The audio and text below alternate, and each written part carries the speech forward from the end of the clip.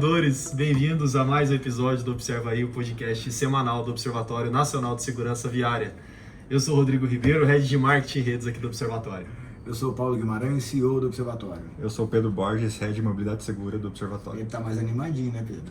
Vocês querem saber o porquê da nossa conversa antes aqui ou não? Uma piada interna. Piada interna? Tá bom. Em breve teremos um início diferente aqui do podcast. Bom, vocês já estão acostumados, quem já nos ouve, esse é o 18º episódio, sempre com a agenda do Observatório. A gente tem tido alguns convidados aqui também, sempre que aparece alguém aqui a gente já laça ou já fisga para poder participar. E hoje estamos nós três aqui, como tudo começou, né, Como Paulo? tudo começou, voltando às origens. Voltando às origens, mas temos alguns assuntos importantes aqui da agenda do Observatório. Essa semana... Peraí, a gente tá voltando às origens, mas a gente tem um diferencial, porque agora a gente tem o Vitão, o produtor. Vitão, palmas pro Vitão. Vitão, integrando a equipe aí. Bem-vindo novamente, né? O Vitão já apareceu aqui no ano passado. No passado ou no anterior aí, ele deu as caras aqui. É um misto de contra-regra, de editor, de tudo um pouco. Mas bom, entrando já na nossa pauta aqui, essa semana Paulo e Pedro estiveram lá no Summit do CNTC Senat, é isso? Isso foi em São Paulo. O CNTC Senat é um dos mantenedores sociais aqui do Observatório, já é um parceiro de longa data do Observatório. Eu acho que assim, a gente foi até em 2 eventos, né, Pedro, que a gente podia falar, porque semana passada a gente foi num evento da ABCR, que é a Associação Brasileira de Concessionárias de Rodovias. É um evento chamado Rodovias do Futuro. E, assim, vou deixar para o Pedro contar a parte ruim, que foi a logística mas a gente acabou passando aí por um processo de experimentação de cidade de São Paulo, né? Porque a gente levou quase 4 horas para ir e quase 4 horas para voltar, e essa semana também aconteceu a mesma coisa. Então, e lembrando que São José, São Paulo, em torno de 50 minutos, né, Paulo? Uma horinha. Na terça-feira andamos 134 quilômetros em 4 horas e 5 minutos. Jesus. A velocidade média é bem baixa. Mas enfim, o evento em si foi um evento muito legal, lotadaço. Mas coisas interessantes que a gente tira desse evento da ABCR. Uma das coisas que me chamou muita atenção lá foi a apresentação, um painel onde estava a NTT, a Polícia Rodoviária Federal e algumas concessionárias, e uma coisa que está acontecendo no âmbito da NTT e que a gente também está fazendo aqui no Observatório junto com esse ambiente de inovação, que é o Sandbox. Então, a gente tem... O Sandbox é uma iniciativa, vamos dizer assim, que você cria para poder fazer experimentações. Então, o que é um Sandbox? Regulatório, por exemplo, que é o que a gente está fazendo, que a NTT está fazendo e que a Prefeitura de São José dos Campos acabou de aprovar uma lei para isso. Para fomentar a inovação, e a inovação ela sempre com esse viés de desenvolvimento tecnológico e política pública, você suspende a eficácia de algumas leis e determina umas novas regras transitórias, experimentais para aquilo. Então, uma das coisas que a gente viu lá legal, até acho que você conseguiu acompanhar daqui, é a utilização de drones para poder fazer as inspeções de rodovias. Então, você tem todo um regulamento que trata disso, mas para esse projeto, você suspende esse regulamento para poder fazer os experimentos aí. Seria a proibição do drone, não? Não é só questão de proibição, você tem regras de como é que você monitora o pavimento, quantas vezes você passa e tal, tudo isso precisa ser reformulado, né? Precisa ser atualizado. Então, trazendo para o nosso mundo, foi uma experiência muito legal, porque a gente está fazendo esse processo, a gente está iniciando esse processo aqui. Inclusive hoje a gente teve uma reunião com um grupo de estudos da UFGB Cidades, então a gente faz parte também, para falar um pouquinho sobre essa nossa intenção de utilizar um ambiente de sandbox regulatório promovido pela cidade de São José dos Campos para fazer o desenvolvimento tecnológico, as discussões de políticas públicas para nova regulamentação de motofrete. Então acho que assim, apesar do evento ser de rodovias, né, e tinham coisas bem legais relacionadas a rodovias lá, a gente tirou um pouco mais dessa experiência. E aí no final do mês eu estou indo a Brasília, e uma das conversas que eu vou ter com a NTT é justamente para entender qual, do ponto de vista prático, como eles já começaram isso antes, como está sendo a parte de resultados dessa política. Então foi um negócio super legal. E essa semana a gente teve o Summit do Senat. Ali a gente tinha 2 trilhas, né, um evento bem legal também. super moderno, onde a gente tinha ali 2 trilhas simultâneas, uma falando sobre o futuro das tecnologias e outra falando sobre o futuro do mercado. Então, o mercado ali, relações de trabalho, diversidade, inclusão e tecnologias. E também muito interessante, e eu estava falando para o Pedro, uma coisa que me caiu a ficha, engraçado, coisas óbvias só ficam óbvias a hora que alguém te conta, né? Mas uma das coisas que o cara falou lá que me chamou a atenção, falando um pouco sobre dados, tecnologia, avanço tecnológico e tal, por que a China avança tão rápido, né, nessa questão dos dados? Porque a China não tem LGPD, então tudo o que você faz na China, todo celular é conectado ao governo, todo dado passa pelo governo, toda empresa é do governo, tudo é do governo. Então é uma forma de organização diferente do que a gente está acostumado enquanto sociedade, mas que para esse assunto específico, não vou nem entrar no mérito que é melhor, que é pior, mas para esse assunto específico acelera o desenvolvimento, né, Pedro? Então, e aí as outras questões ali que a gente viu ali, que acho que foram muito legais. Sim, teve muita discussão sobre eletromobilidade também, que eu achei legal, e sempre vinculado ao sistema de energia, e não evoluções só na eletromobilidade, mas no sistema de energia, que eles mostraram muito como os dois estão interligados.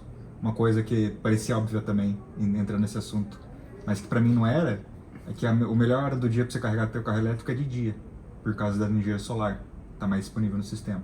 Muita gente carrega à noite, quando chega em casa. Então, teve essas discussões também, de como adaptar o sistema elétrico ao sistema de carros elétricos, ônibus elétricos, etc. E os avanços da tecnologia, né? Hoje a gente tem muita bateria de lítio, né? Hoje a base toda é bateria de lítio, e aí o Brasil tem um potencial gigantesco para a exploração do grafeno, que é a nova revolução das baterias. Então, é um assunto que, com a mudança do estatuto do Observatório no final do ano, a gente começa a olhar para essas questões de sustentabilidade também, não só a segurança do ponto de vista ali estrito, mas também conviver melhor da sociedade faz parte também das nossas tarefas. Então tá legal, a gente está ampliando aí a nossa área de atuação. As horas na estrada valeram a pena, então. É duro, né? É duro ficar na estrada por tanto tempo e parado. O pior é ficar parado, né? Exatamente. E a gente foi de carro elétrico. Aquele desespero. Não, e tem as escolhas para fazer. O Waze até sugeria um caminho um pouco mais rápido. Então, assim, é sempre aquela escolha. Eu vou ficar parado no trânsito. Ou vou fazer um caminho mais longo, mas pelo menos anda, só que na nossa situação a gente tinha um elemento complicador, que era a autonomia do carro. A bateria, né? O raio da bateria, né? Que hoje o grande drama do mundo, o mundo tem 2 grandes dramas hoje, bateria e conexão, que é uma outra coisa que impacta muito a gente aqui também. O chinês lançando aí, segundo o que um dos caras falou na palestra, já lançando o satélite 7G, e a gente aqui brincando com 4.5G, chamando 5G de 5G, que na verdade não é. E quando você diz conexão, é que sentido? De conectividade mesmo. A gente não tem hoje, por exemplo, a possibilidade de ter um carro autônomo rodando no Brasil, porque a gente não tem sinal disponível 100%. A gente não tem conectividade full. Entendi. E isso impacta muito no desenvolvimento tecnológico. A gente até tem solução tecnológica, mas a gente não consegue trazer aplicabilidade para o Brasil, porque o negócio a gente é arcaico ainda. E logicamente o Brasil tem toda a sua dificuldade. Você tem algumas concentrações de áreas urbanas mais esparsas, tem alguns grandes centros, diversidade social e econômica pra caramba, de um estado para o outro. Então o Brasil é complexo nesse sentido. Mas o que a gente consegue fazer de bom, e aí eu vou puxar já para um outro assunto que a gente está tratando, e que essa lógica de Brasil continental vai se aplicar bem numa coisa que a gente quer propor agora para anunciar em setembro, um início de um novo projeto, mas a gente está fazendo os vínculos de cooperação com a Europa. Então lá eles têm uma entidade chamada ETSC, que é European Transport Safety Council, né? Exatamente. Que é composto por entidades europeias. A gente teve já um contato com eles, fizemos uma reunião, e a gente deve entrar no ETSC por meio de outras entidades. Então, lá em Portugal tem uma entidade chamada PRP, que é a Prevenção Rodoviária Portuguesa, que é muito similar ao Observatório, atuando ali em Portugal. Então a ideia é que por meio da PRP, de cooperação com a PRP, a gente faça parte do conselho para poder trazer os projetos da Europa e nacionalizá-los aqui na nossa linguagem. E aí quando a gente olha para a Europa e os países, né, a gente consegue de alguma forma enxergar o Brasil e os seus estados. Então o que a gente vai tentar fazer é trazer essa metodologia de olhar para o continente europeu, olhando para o nosso, entre aspas, continente brasileiro, e ali são 3 projetos, né, Pedro, que a gente selecionou lá? Tem o PIN, que é o Safety Performance Indicators, que eles fazem só um monitoramento anual da quantidade de mortes, taxa por população e taxa por bilhão de quilômetros percorridos. E aí tem o Exchange, que daí é uma questão mais de benchmarking, que nem a gente fez no livro do Penatrans, benchmarking entre municípios, eles fazem entre os países também. E tem mais um que eu esqueci. É o Exchange, o PIN e o Fica para o próximo. Tem a ver, que são 3 conectados, né? Na verdade é um projeto só, com os 3, o Exchange, os indicadores. Tinha mais um de indicadores mais específicos, que agora eu não lembro o nome dele, mas é um que eu acho que que eles estão mais avançados, que a gente tem muito chão ainda para alcançar, que daí eles medem muitos indicadores de velocidade, uso do álcool na direção, uso do celular, etc. Porque essa questão de monitoramento e coleta de dados tem muito a ver com a infraestrutura do país, né? Então o Brasil não tem a mesma capacidade de coletar o que eles coletam, mas a gente faz esse esforço de tropicalizar o estudo e tem até acaba virando um exercício de comparação do que a gente tem e do que a gente poderia ter, né? Agora quer saber melhor? Eu acabei de lembrar, conversando, aí eu fui fazer a apresentação institucional do observatório lá pro presidente do PRP. Então o nosso interesse são 2 aqui na relação com vocês. Primeiro, que a gente se integre, comece a fazer trocas de informações, adaptar a metodologia e tal. E o segundo é levar o Maio Amarelo aí para Portugal, né, vocês seriam os representantes oficiais. O Maio Amarelo já faz 4 anos que a gente faz aqui já, inclusive tivemos lá na Ilha da Madeira, o cara já tá mais por dentro do que... Olha só que legal. Pois. E ele falou ainda, e sentir foto do observatório lá. Exatamente, lá, então... o Pedrão já arrumou as malas. Mas, muito legal, porque a gente buscando uma entidade europeia para aprender as coisas e os caras falaram, não, a gente aprende com vocês também. E já estão executando, né? Já estão executando. Usando aí do observatório, vamos dizer assim, para tocar por lá o Maio Amarelo também. É isso aí. Paulo, mudando de assunto aqui, a gente já tem recebido vários e-mails de várias pessoas nos procurando por conta da Semana Nacional de Trânsito. Aí o observatório já está com as peças, não está? Olha, mas eu sei que a gente tem algumas novidades com relação a isso. As peças estão aqui no meu celular. Assim que a gente terminar aqui, eu vou fazer a verificação final. A gente deve, até o final dessa semana, começo da próxima semana, fazer a divulgação. Hoje a gente teve uma reunião de manhã, promovida pela Senatran. Tinha a CEMOB, tinha outras secretarias lá também, mas quem puxa o carro aí, o carro-chefe é a Senatran. E a gente vai ter a campanha, tem um vídeo que está sendo produzido. A ideia é que a gente conecte a Semana Nacional de Trânsito com o Maio Amarelo. Então a captura de imagens, todo o padrão de campanha segue a linha do Maio Amarelo. A ideia é que a gente tenha essa conexão. E a Senatran também está divulgando a campanha. Aí o Denit apresentou um pouco do que eles vão fazer e tal. E tem o prêmio Senatran, que vai acontecer também, que eles começam a divulgar essa semana, que a premiação é no final do ano.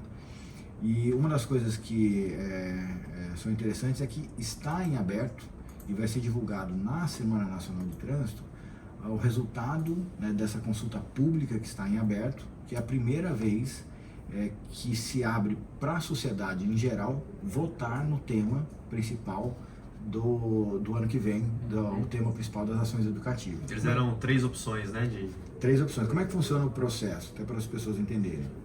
A Câmara Temática é um órgão de assessoramento técnico às decisões do Conselho Nacional de Trânsito. Então a Câmara Temática de Educação faz os estudos e propõe os temas para o ano seguinte. O observatório é representante da Câmara Temática, né? A gente acaba ficando com a relatoria desses processos aí, interfere, ajuda bastante a desenvolver esses temas.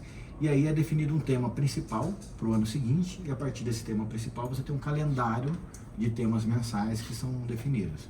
Então, até fazendo campanha, né? Não sei se você está aí com os temas aí, fazendo campanha sobre um tema específico, tem uma das frases lá que eu acho que é a primeira, que é, eu não vou lembrar a frase exata, mas ele fala sobre calma no trânsito. Uhum. E por que esse é o tema que eu gosto mais? Não é no trânsito peça calma, alguma coisa assim? Tenha calma, alguma coisa, tá em aberto, tá no, eu não lembro exatamente o verbo, a frase e tal. Mas o que é interessante? A gente tem trabalhado muito as questões relacionadas ao fator de risco velocidade. Então, por um lado, a gente consegue trabalhar muito a questão da velocidade quando a gente tem essa palavra calma. E o outro lado é que a gente tem uma discussão hoje entre, vamos dizer assim, um conceito tradicional e um conceito mais inovador de infraestrutura urbana. O que eu quero dizer com isso? Veio para o Brasil o conceito de ruas completas, mas ele ainda carece de regulamentação. A gente não tem os manuais do Conselho Nacional de Trânsito falando de ruas completas e tal. Então, isso deve acontecer também agora para o mês de setembro, esse ano ainda, a publicação, a Câmara Temática acho que talvez de engenharia, não lembro agora se é de engenharia ou se é de segurança que está trabalhando, ou as duas em conjunto, mas estão trabalhando nesse manual, e com esse tema a gente consegue também colocar esse conceito em discussão no ano que vem. Então tá cheio de novidade aí, eu acho que vai ser bem legal. E o Observatório, assim como a gente faz no Maio Amarelo, a Semana Nacional de Trânsito, ela tem muita concentração de ação de poder público, e aí a gente quer agora estimular cada vez mais os outros setores da sociedade, as empresas, a sociedade civil, a também fazerem ações na Semana Nacional de Trânsito. Por isso a gente vai disponibilizar o material, os conteúdos, que nem a gente faz no Maio Amarelo, gratuito, para você colocar a logomarca lá e tal. Então a gente deve fazer isso agora até o começo da próxima semana. E no maio já aconteceu isso, né, Paulo? Dessa adesão dos outros, além do poder público, né? A gente já sentiu isso da iniciativa privada, das instituições já abraçaram mais esse ano o maio, então a ideia é que isso aconteça na verdade, o maio ele começou ao contrário. Então a gente tinha a Semana Nacional de Trânsito, poder público, e o maio começou essencialmente com sociedade civil, as ONGs e tal. A gente foi tendo uma incorporação das empresas privadas, o poder público relutou um pouco nos primeiros anos de se associar, porque achava que era campanha de fulano, ciclano, e por isso que ele chama o movimento Maio Amarelo, porque não é uma campanha e não tem dono, né? O Observatório faz o gerenciamento, a gente faz as divulgações, organiza e tal, mas não é nosso, né? Tanto que sem controle, Maio Amarelo. O cara lá de Portugal já faz 4 anos que trabalha em Maio Amarelo lá. Enfim, então vai ser muito legal. Eu acho que essa Semana Nacional de Trânsito, apesar de todas as dificuldades aí que essas trocas de gestões, principalmente federais, causam nos processos, eu acho que vai ser bem legal. Beleza. Entrando na agenda aqui do Observatório, mas não saindo do assunto conscientização, do Laço, falando um pouco do programa Laço Amarelo, que inclusive segue também o calendário do CONTRAN nas suas peças, então todos os meses aí os membros do programa recebem os materiais de acordo com o calendário do CONTRAN. A Congás, essa semana nós tivemos a adesão da Congás, então agradecer ao pessoal da Congás aí a adesão ao programa. Educa, nosso programa Educa, nós recebemos aqui no último episódio a Roberta e a Mari. A mãe do Educa. A mãe do Educa, então já fica aqui o convite para o pessoal assistir, ouvir e assistir o episódio 17 aqui do Observaí, que elas participaram, foi bem legal, então foi basicamente o episódio todo, né, Paulo, falando sobre conscientização, educação do trânsito. E nessa semana nós tivemos também a chegada do Educa a Marechal Deodoro, as escolas de Marechal Deodoro lá em Alagoas. Um outro, não, são os 3 aqui, já foram os 3. E você quer falar da área de membros, Paulo? Área de membros? Eu não ia perguntar isso hoje, né? Ele puxou a sua, deve ter corajoso, né? Eu quero ver se dá errado. Mas tem Rodrigo, vou aproveitar aqui, né, as outras 17 vezes que a gente esteve aqui nessa bancada. Não, foram 16, a semana passada você não me cobrou. Ah, não te cobrei? Não, tá aqui. Não, semana passada foi o microfone fake que você me enganou, né? Foi. Como é que tá a nossa área de membros? Então, enfim, pela 17ª vez. Inclusive principalmente para os observadores certificados, que serão o público inicial aí a usar a área de membros. A gente está já há muito tempo, alguns meses aí, desenvolvendo essa área de membros dentro do site do Observatório, que vai ser basicamente um espaço exclusivo para os observadores, então conteúdos exclusivos, né? E aí na verdade já está começando com os observadores, com o público mais próximo, mas ele vai aos poucos pegando aí os outros membros da nossa rede, né? Então os mantenedores sociais, os membros do Educa, dos outros programas do Observatório e depois até para outras pessoas acessarem. Mas é um espaço exclusivo, né? Para eles vão ter algumas discussões um pouco mais técnicas ali também, materiais exclusivos, então em breve, a previsão é que na semana que vem... A previsão é que na semana que vem a gente tem a reunião mensal com os observadores, na semana que vem, no dia 24, então ali a gente... Você vai anunciar? A gente anuncia. Ah, entendi. A gente anuncia e eles já começam a usar. Tô ansioso pra ver. Eu também. Esse é né? Então, área de membros, em breve a gente divulga e inicia esse projeto dentro do observatório. E também aí um pedido da Edira e do Ronaro, né? A Edira responsável aí pelo programa Educa, né? Faz o meio de campo aí com os membros e aqui entre o observatório também tem o apoio aí do Ronaro. Mas eles pediram para que a gente criasse uma ferramenta de envio de ações, assim como nós tivemos no maio. A gente sabe que muita coisa é feita dentro do programa Educa pelo Brasil todo aí. Então eles pediram uma área uma ferramenta de envio de ações para o Educa. Então os educadores, enfim, quem já atua dentro do programa Educa vai poder, dentro do site do Observatório, cadastrar a ação que está sendo feita ali dentro do programa Educa. Então cadastrar aí naquele conceito que a gente já utilizou para o maio, de compartilhamento, né? E até para compartilhar a ação que tem sido feita e que inspire também outras ações, outras pessoas, enfim, ali é uma troca, né? Então em breve também, a previsão semana que vem também que a gente tem essa ferramenta de envio de ações. Show de bola, hein? Gostei de ver, hein? O pessoal, o Vitão chegar, o negócio começou a andar. A culpa é do Vitão. Muito bom. É isso, de agenda é isso. Não sei se o Paulo quer falar algum outro assunto aí para semana que vem. Acho que a gente tá se organizando aí. A gente deve ter reforço na equipe ainda em breve. Eu e o Pedro, a gente está trabalhando aí na aquisição de umas bolsas para pesquisadores. Então a gente está avançando com relação a isso. Acho que é um outro caminho que a gente vai seguir e está sendo preparado aqui no Parque Tecnológico o Innovation Week. Então acho que no próximo semana a gente pode falar um pouquinho sobre isso. Trazer algum convidado aqui também do parque. Boa. Para falar sobre isso. Beleza, semana que vem não tinha tem uma reunião aqui na região? Verdade. Semana que vem a gente tem dois fóruns interessantes acontecendo. Um lá no Paraná, que é o fórum do PVT, que é o Programa Vida no Trânsito.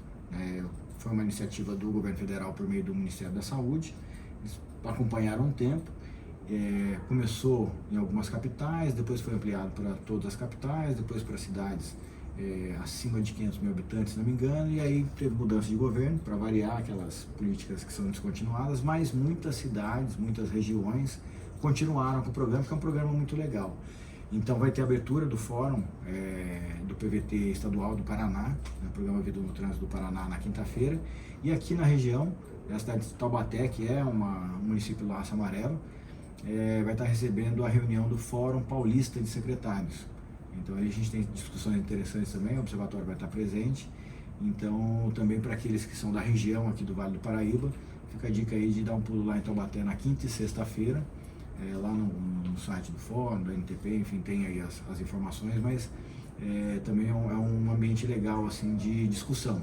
Primeiro de relacionamento, de se relacionar com os municípios, estar presente ali, conhecer de perto as pessoas, mas também de ver o que está rolando de novidade, né? O fórum ele tem um objetivo de intercâmbio técnico e de mobilização institucional.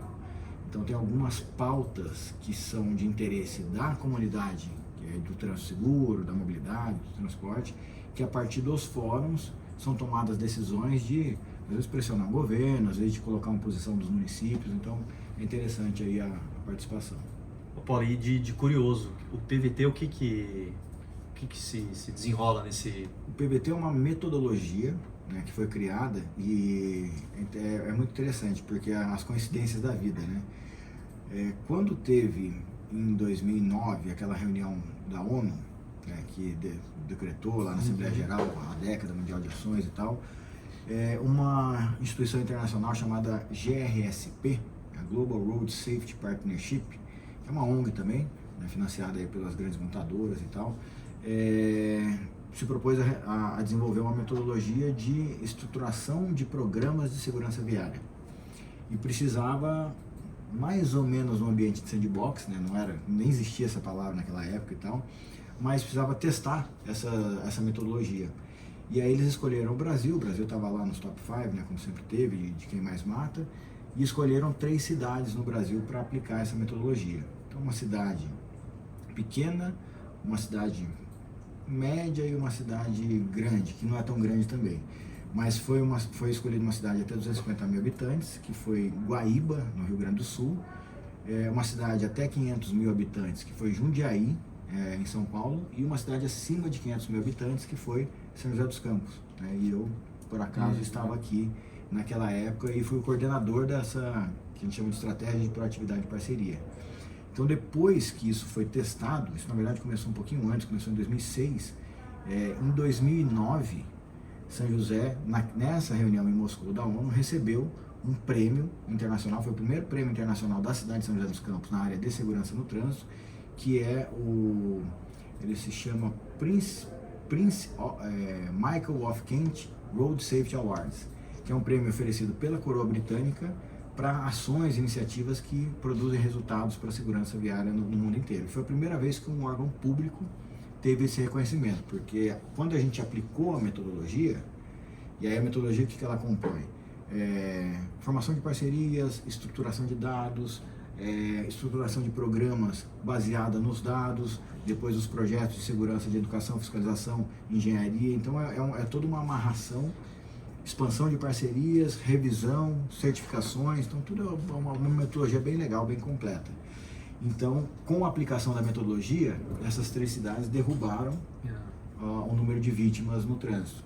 Então, a metodologia ela foi consagrada e foi incorporada dentro do programa Vida no Trânsito. Então, o governo federal pegou essa experiência e aí foi levando e estimulando os municípios, né, começou com as capitais, a desenvolver esses programas, porque é um programa que dá resultado. Então, o estado do Paraná, a cidade de Curitiba, continuaram desenvolvendo essa metodologia e resolveram não mudar o nome do programa. Isso eu acho que é uma coisa bem legal, né? Porque você vai dando continuidade para as coisas. Então, o PVT é isso. Não, é muito legal o vínculo que você falou que foi criado ali no Ministério da Saúde, né? Esse vínculo com a área da saúde que muita gente ainda não consegue fazer essa ligação, né? Do trânsito com o setor da saúde. E tudo que a gente tem a presença da engenharia muito forte nas ações de segurança e tal, mas o foco principal vem da saúde, que é a prevenção. Então, quando a ONU decidiu decretar a primeira década mundial de ações pelo trânsito seguro, o diagnóstico, o prognóstico era que se nada fosse feito até 2020, trânsito seria a primeira causa de morte da humanidade, acima de qualquer doença, acima de tudo. Então, realmente, é sempre a partir dessa lógica da saúde pública. Muito bom. Chegamos aqui no momento da nossa dica. Já? E curiosidade já. Passou voando aqui voando. O tempo. Tô de olho no tempo aqui. Controlando. Quem quer começar? Eu começo, manter as tradições. Vai falar da rotatória lá do satélite? Não, tivemos outra hoje lá. Entraram no contramão hoje. Cada dia é uma novidade lá, Paulo. É uma emoção aquela rotatória. Né, Pedro? Não, e lá, até quem tá certo faz errado, né? Sim. Mas e aí, Pedro, qual que é a dica da semana? Então, agora dia 19 a gente tem o Dia Nacional do Ciclista. E essa semana a Abracico lançou a 2ª edição do Manual do Ciclista Seguro. E dentro desse manual tem várias dicas de segurança para ciclistas, e uma que eu vi lá que eu não conhecia antes, é que quando o ciclista está trafegando junto com o veículo na rua, ele nunca deve ultrapassar o veículo caso ele esteja em movimento. E é um negócio até que faz sentido, porque daí você evita o conflito de carros que estão mudando de faixa, etc. Então fica aí a dica, só ultrapasse o carro caso ele esteja parado num semáforo ou numa interseção. Cara, ficou bem legal esse manual, mas tem um padrão visual bem bonito. Parabéns aí para os nossos amigos da Abracico, são inclusive também mantenedores do observatório. E tem umas dicas legais lá, bem atuais, né? Não sei se você chegou a olhar lá, Pedro, mas tem uma dica, tem orientações de segurança para quem usa a bike clipado. O que é a bike clipado? É quando você usa aquela sapatilha e você clipa ela no pedal para poder andar com a bike, né? Isso serve tanto para mountain bike quanto para as bikes speed. E eu já andei, né? Quando eu andava de mountain bike, eu andava clipado. E é uma dica interessante, porque eu no meu primeiro dia eu caí 3 vezes. Eu sei disso, e é uma dificuldade, né, de você até tirar o... fazer de um jeito fazer certo. Porque você conecta o clipe de frente e tira ele de lado. Até você descobrir isso ou alguém te contar. Que é como a tarefa de condução, né? Quando você está aprendendo a dirigir, você tem que olhar para o câmbio para poder passar a marcha. Hoje em dia nem tem muito mais carro com marcha agora. Mas você desenvolve os automatismos. Alguém precisou te ensinar, precisou te mostrar para você ir exercitando. Então uma parte da tarefa de condução tem a ver com os automatismos e a tarefa de conduzir uma bicicleta não deixa de ser uma tarefa de condução. Então esse manual é bem legal. E a curiosidade da semana veio dessa nossa andada por São Paulo também. Eu nem contei pro Pedro no carro, porque eu queria fazer uma surpresa. Ué. Só pensou e ficou quieto. Mas é uma coisa que eu lembrei, na verdade. Porque... Aí vai ver o Pedro também tá com essa curiosidade pra te contar, Paulo, tá, né? Não, mas eu não falo dele, é só dica, a curiosidade é minha. Mas assim, eu sou daltônico. E eu tenho muita dificuldade, principalmente com luzes. Você tem vários níveis de daltonismo. E luz para mim é bem complicado, né? Hoje em dia o celular ele fala quanto você tem de bateria. Os celulares antigos tem um LEDzinho que ele fica verde ou vermelho, né? Que para mim não significa nada. Então, e eu trabalhei muito tempo com semáforo. Então as pessoas primeiro perguntaram como é que você trabalhava com semáforo. Eu falei, olha, eu consigo enxergar o semáforo, então eu consigo ver a ordem e é por isso que a gente tem que ter padronização na sinalização, né? Porque, vou te dar um exemplo. Eu, como daltônico, fui para Florianópolis uma vez. Florianópolis tinha um semáforo diferentão lá.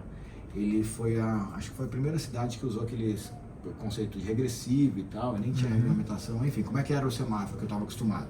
Vermelho, amarelo e verde. Vermelho em cima, amarelo no meio e verde embaixo. Quando eu cheguei lá em Florianópolis, eu estava dirigindo, eu olhei aquele bicho totalmente diferente do que eu estava acostumado.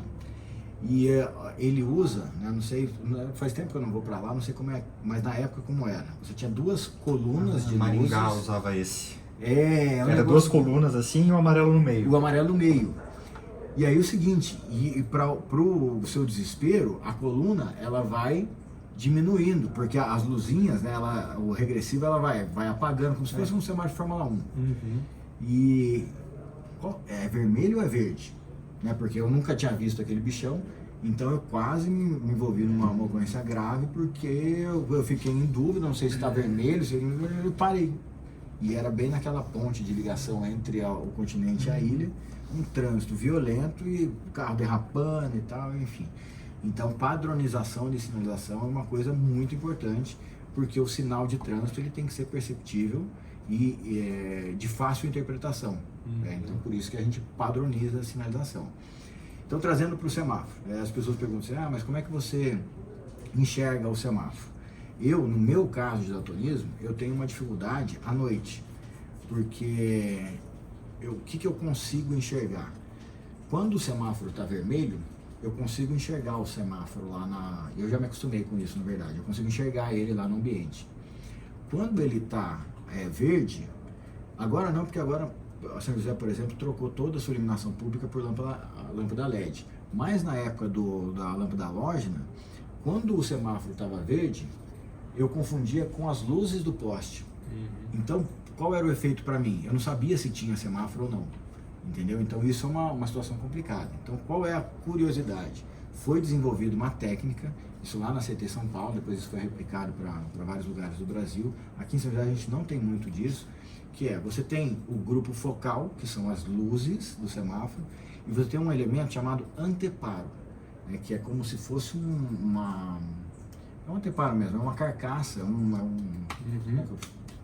uma prancha que vai atrás do semáforo, que ela tinha um primeiro objetivo, na época das lâmpadas incandescentes, de quebrar o reflexo do sol.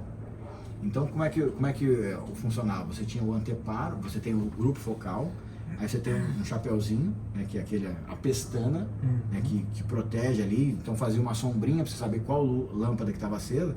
Quem é mais antiguinho aí, dirige mais antigo, lembra no passado, a gente não conseguia ver direito quando batia o sol qual lâmpada que estava acesa. Então tem esse elemento e tem o anteparo, que é para poder fazer uma sombra, para poder destacar aquelas luzes lá. E aí foi desenvolvida uma técnica, então, e essa é a curiosidade, para daltônicos. Então, se você olhar nos semáforos de São Paulo, o anteparo, aonde tem um amarelo, ele tem uma faixa branca, que é justamente para você conseguir diferenciar, que o daltônico confunde verde e vermelho. Então, eu não sei se está verde ou vermelho, mas aí eu tenho a faixa como referência. Então, se está para baixo da faixa, está verde, se está para cima da faixa, está vermelho. Começar a reparar quando for para São Paulo. Repara. Então essa é a curiosidade da semana, aquela faixa branca na luz amarela é para ajudar o daltônico a não se matar no trânsito. Beleza. Bom, chegamos ao fim aqui. Muito bom. Mais um episódio, tem alguma coisa a mais para falar aí? Não, parabéns pela área de membros. Ah, não, mas é só... Ainda não. Não seca Nem não. eu quero esse parabéns agora. Eu vou esperar meu login. Exato. Bom, então tá. Esse foi mais um episódio do Observa Aí. Espero que vocês que estão nos ouvindo e vendo tenham gostado. Convido para assistir e ouvir os outros episódios do Observa Aí. Gostaria de agradecer a toda a nossa rede, aos mantenedores sociais do Observatório, a Abraciclo, a Anfávia, a CNT, Senat ITL, a GoPlus, a Gringo, a iFood, Ipiranga, Mobilidade Estadão, Raizen, Uber, Veloy e Vibra, aos mais de 450 observadores certificados, a todas as empresas, prefeituras e entidades da Laço Amarelo, as que aderiram ao Educa e a todas as instituições que mantêm cooperações técnicas aqui com o Observatório. Valeu, pessoal, até o próximo episódio. Até a próxima, pessoal. Tchau, galera. Até a próxima.